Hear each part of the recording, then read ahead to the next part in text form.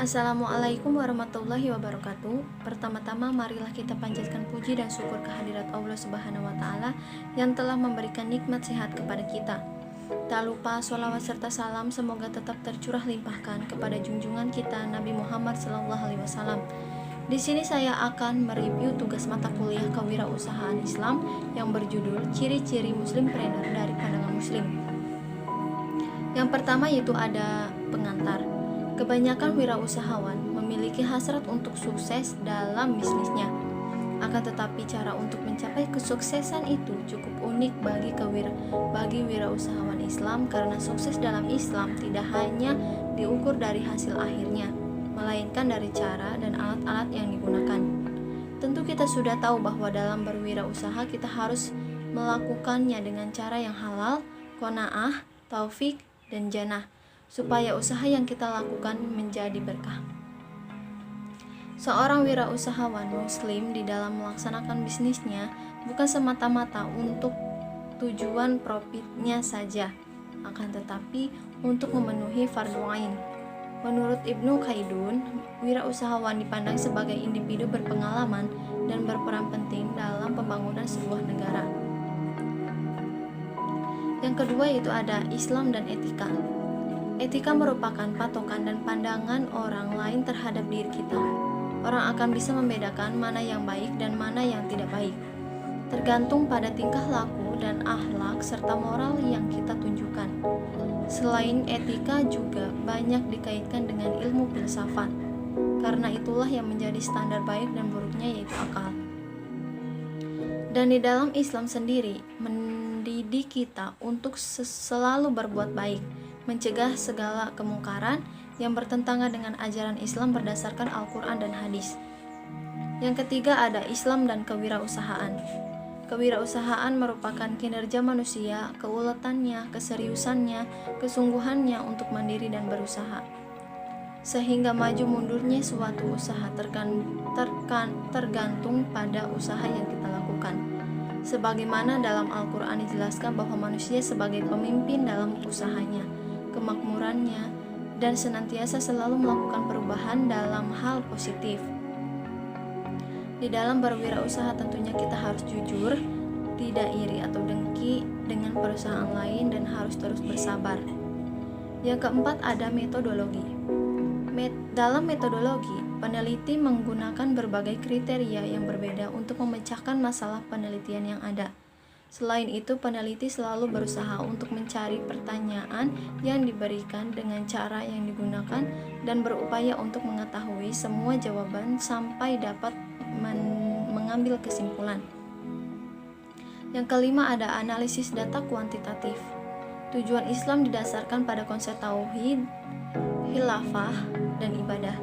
Bagian ini akan memfokuskan pada analisis karakteristik muslimpreneur berdasarkan pandangan cendekiawan dan akademis muslim yang diperoleh melalui serangkaian wawancara yang telah dilakukan. 5.1 Etika, moral, dan akhlak. Etika merupakan hal yang membicarakan masalah, perbuatan, atau tingkah laku manusia, mana yang dapat dinilai baik dan mana yang tidak baik. Berikutnya yaitu moral. Moral dapat diartikan adat kebiasaan, karena itu adat kebiasaan masyarakat menjadi standar dalam menentukan baik dan buruknya suatu perbuatan.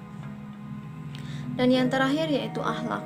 Akhlak identik dengan nilai-nilai kebajikan dalam Islam atau dapat diartikan juga dengan budi pekerti, watak, serta tabiat. Menurut Ibnu Miskawayh, akhlak diartikan sebagai keadaan jiwa seseorang yang mendorong untuk melakukan perbuatan-perbuatan tanpa melalui pertimbangan pikiran terlebih dahulu. 5.2 Etika bisnis dan etika bisnis Islam.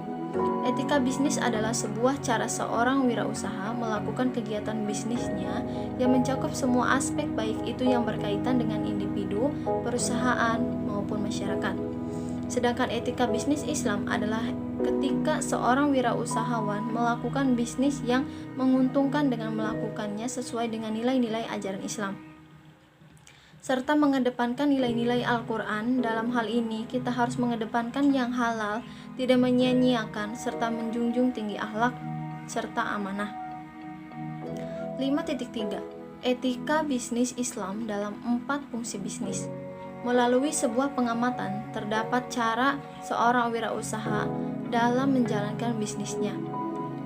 Terdapat 4 fungsi bisnis. Yang pertama, etika bisnis Islam dalam produksi. Pembahasan produksi meliputi 4 elemen utama, yaitu jenis produksi, prinsip dasar produksi, produksi halal, dan sertifikasi halal.